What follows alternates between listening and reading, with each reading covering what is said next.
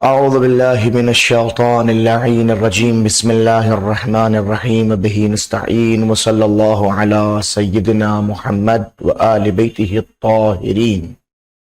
اللہم صلی علی محمد وآل محمد وعجل فرجہم۔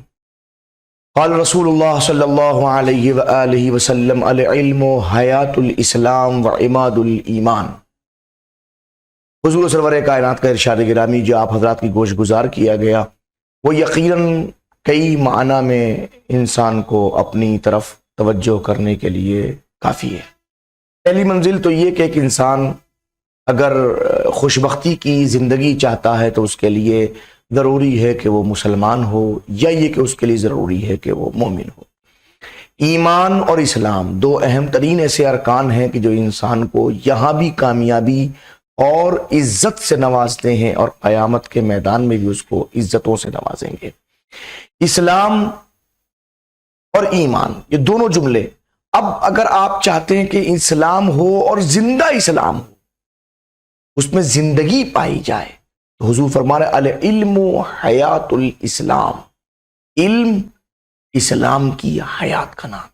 یعنی اگر کوئی مسلمان زندہ ہے تو اسی وقت زندہ ہو سکتا ہے جب اس کے پاس میں علم ہو۔ اور فرماتے ہیں وَإِمَادُ الْإِيمَانِ، اس کا مطلب ایمان کے لیے کچھ ستون کی ضرورت ہے، اور ایمان کا ستون علم ہے۔ اللہ سبحانہ و تبارک و تعالی ہمیں ہماری اسلامی زندگی میں باحیات رہنے کی اور ایمان کی زندگی میں ہمیں ستون کے ساتھ رہنے کی توفیق و رحمت فرمائے۔ گزشتہ درس میں اس بات کو کہا گیا کہ بعض انشاءات ایسے ہیں جن کو سچا اور جھوٹا کہا جا سکتا ہے، لہذا اگر کوئی انسان کسی چیز کو جانتا ہے، اس کا سوال کرے، استفہام کرے، تو وہ جھوٹا ہے۔ کوئی انسان غنی ہے اور فقیر کا سوال کرے تو کہیں گے جھوٹا ہے۔ کوئی انسان کسی چیز کو رکھتا ہے اور تمنا کرے اس کی تو کہیں گے جھوٹا ہے۔ لیکن وہ انسان جو جاہل ہو اور استفہام کرے تو کہیں گے سچا ہے۔ کوئی انسان فقیر ہو اور سوال کرے تو کہیں گے سچا ہے۔ کوئی انسان فاقد ہو کسی چیز کا، اس کی تمنا کرے تو کہیں سچا ہے۔ تو اس کا مطلب آپ ان چیزوں کو سچ اور جھوٹ میں شمار کر سکتے ہیں، لہذا تعریف کے لیے لفظ لذات ہی کی قید لگانا ضروری ہے، بہتر ہے۔ اب انہوں نے جواب دیا وَلَكِنَّ إِذَا دَقَّقْنَا هَذِهِ الْأَمْثِلَةَ، لیکن اگر آپ ان تمام مثالوں میں دقت کریں وَأَشْبَاهُهَا، یا اس کے علاوہ اور ان جیسی مثالوں کے اندر يَرْتَفِعُ هَذَا الظَّنُّ، تو یہ ظن جو ہے مرتفع ہو جاتا ہے، یہ گمان ختم ہو جاتا ہے۔ کیوں؟ لأننا نجد ان الاستفهام الحقیقی لا يكون الا عن جہل، لیکن ہم یہ جانتے ہیں کہ استفہام حقیقی جہل ہی کی بنیاد پر ہوتا ہے۔ والسؤال لا يكون الا عن حاجہ، سوال جب بھی ہو جائے وہ حاجت ہی کا سوال ہوتا ہے، جو انسان محتاج ہو وہی سوال کرتا ہے۔ والتمنی لا يكون الا عن فقدان ویأس، اور تمنا جب بھی ایک انسان کرتا تو فقدان اور یأس کی بنیاد پہ کرتا ہے، چونکہ اس کے پاس وہ چیز نہیں ہے اس لیے۔ تو آپ استفہام حقیقی کہیے، سوال حقیقی کہیے، تمنا حقیقی کہیے۔ فہذه الانشاءات تدل،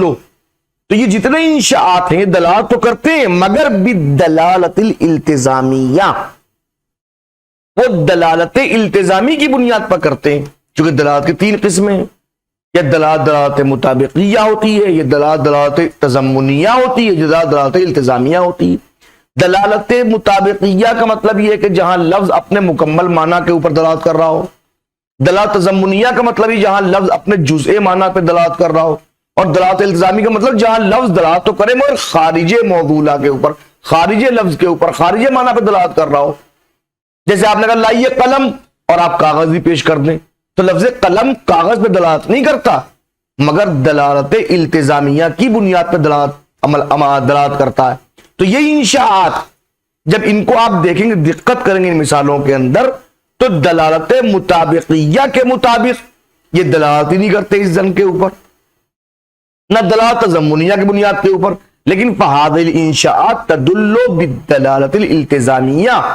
یہ انشاءات دلالت التزامیہ کی بنیاد پر دلالت کرتے ہیں، کائے پر؟ علی الاخبار، اخبار کے اوپر۔ کون سی اخبار؟ عن الجہل او الحاجہ او الیاس، چاہے وہ خبر جہل کی ہو یا حاجت کی ہو یا یاس کی ہو۔ میں نے کہا لائیے 50 روپے مجھے دیجیے آپ، تو یار یہ میں نے 50 روپے جو کہیں تو میں نے مانگ رہا ہوں نا آپ سے، سوال کر رہا ہوں اور سوال ہے انشاء کے اندر لائیے 50 روپے، لیکن یہ 50 روپے لائیے یہ لفظ دلالت التزامیہ کی بنیاد پہ ثابت کرتا ہے کہ میں محتاج ہوں۔ اب اگر میں محتاج ہوں سچ میں تو آپ کہیں گے سچ، اور میں اگر محتاج نہیں ہوں تو آپ مجھے کہیں گے جھوٹ۔ تو سچ اور جھوٹ کا تعلق جو ہے وہ دلالت التزامیہ سے ہے، دلالت مطابقیہ، دلالت تضمنیہ سے نہیں ہے۔ فیقول خبر،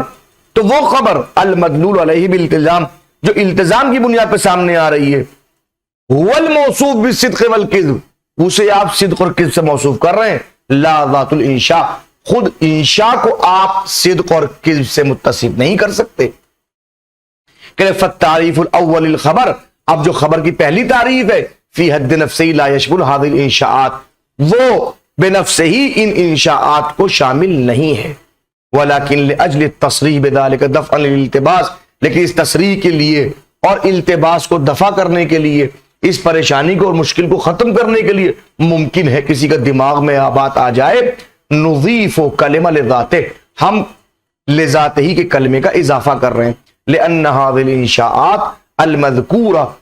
لئن اتصفت بالصدق والکذب، لیکن تمام انشاءات جن کا ذکر کیا گیا ہے، 3 انشاءات کا ذکر کیا گیا ہے، ایک استفہام کا، ایک سوال کا اور ایک تمنی کا، یہ تمام کے تمام انشاءات اگر اتصاف کیا جائے صدق اور کذب سے، فلیس ھذا الوصف لذاتھا، تو یاد رکھیں یہ صدق اور کذب جو وصف ہے یہ ذاتھا نہیں ہے، بل لاجل مدالیلھا الالتزامیہ، یہ اس کے مدلول التزامیہ کا وصف ہے، اس انشاء کا وصف نہیں ہے، لہذا بس التباس کو ختم کرنے کے لیے بات کہی ہے، ورنہ آپ تعریف خبر اور تعریف انشاء کو مکمل سمجھیے، خود خبر اور خود خبر انشاء اس منزل کے اوپر اسی طرح ہم نے بیان کیا ہے۔ بات واضح ہوئی؟ اب آگے بڑھیے، اقسام القضیہ، قضیے کی اقسام، القضیہ حملیہ و شرطیہ، قضیے کی 2 قسمیں، یہ قضیہ حملیہ ہے، قضیہ شرطیہ۔ الاول الحملیہ، حملیہ مثل، ابھی کچھ مثالیں دی دیکھیے، الحدید معدن، لوہا معدنیات میں سے ہے، الربا محرم، ربا محرم ہے، الصدق ممدوح، صدق ممدوح ہے، الکاذب لیس بمؤتمن، کاذب جھوٹا جو ہے وہ قابل اطمینان نہیں ہے، البخیل لا یسود، کامیاب انسان جو ہے وہ، اور جو بخیل جو ہوتا ہے، جو کنجوس ہوتا ہے، وہ لا یسود فائدے میں نہیں رہتا۔ وہ بے تدقیق هذه الامثلہ نجد، جب ہم ان تمام مثالوں میں دقت کریں گے تو ہم پائیں گے ان کل قضیۃ منہا لہا طرفان، ان میں ہر قضیے کی 2 طرف ہیں، الحدید معدن 2، الربا 1، محرم 2، الصدق 1، ممدوح 2، الکاذب 1، لیس بمؤتمن 2، البخیل 1، لا یسود 2، ہر قضیے کے 2 طرف ہیں، وہ نسبت بینہما، ان میں ایک نسبت بھی پائی جاتی ہے، وہ نسبت دکھائی نہیں دیتی، وہ آپ سمجھ سکتے ہیں۔ ومعنی هذه النسبہ، اور اس نسبت کا معنی کیا نکلتا ہے؟ اتحاد الطرفین، کہ طرفین متحد ہیں، یہ دونوں ایک ہیں، وثبوت الثانی للاول، اور ایک معنی یہ نکلتا ہے کہ دوسرا والا پہلے کے لیے ثابت ہے، الحدید و معدن، حدید پہلا ہے، معدن دوسرا ہے، کیا مطلب؟ ثبوت الثانی للاول، آپ معدن کو ثابت کر رہے ہیں حدید کے لیے، آپ کہہ رہے ہیں معدن حدید ہے، یعنی جو حدید ہے وہ معدن، جو معدن ہے وہ حدید، یہ اتحاد طرفین، دونوں طرف کو ایک کر دینا، اور یہ ثابت کرنا کہ دوسرا جو ہے پہلے کے لیے ثابت ہے۔ ایک بات تو یہ ثابت ہوئی، اور نفی الاتحاد، یا یہ کہ آپ اتحاد کی نفی کر رہے ہیں، وہ ثبوت اور ثبوت کی بھی نفی کر رہے ہیں، جسے آپ کریں الکاذب لیس بمؤتمن، کاذب جو ہے وہ اطمینان والا نہیں ہے، دونوں کی نفی کر دی، اتحاد کی نفی کر دی، دونوں ایک نہیں ہو سکتے، اگر کوئی کاذب ہوگا تو اطمینان والا نہیں ہوگا، اطمینان والا ہوگا تو کاذب نہیں ہوگا، ٹھیک ہے نا؟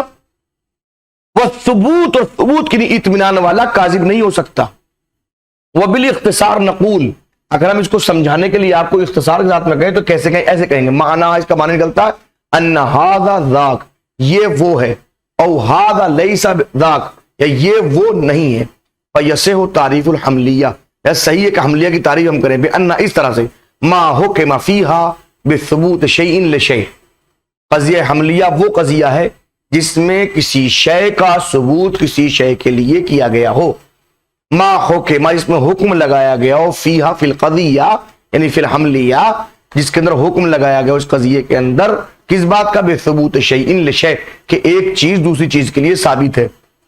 او نفیہ عنہ، یا یہ کہ جس میں حکم لگایا گیا ہو کہ ایک چیز کی نفی دوسری چیز سے کی گئی ہے۔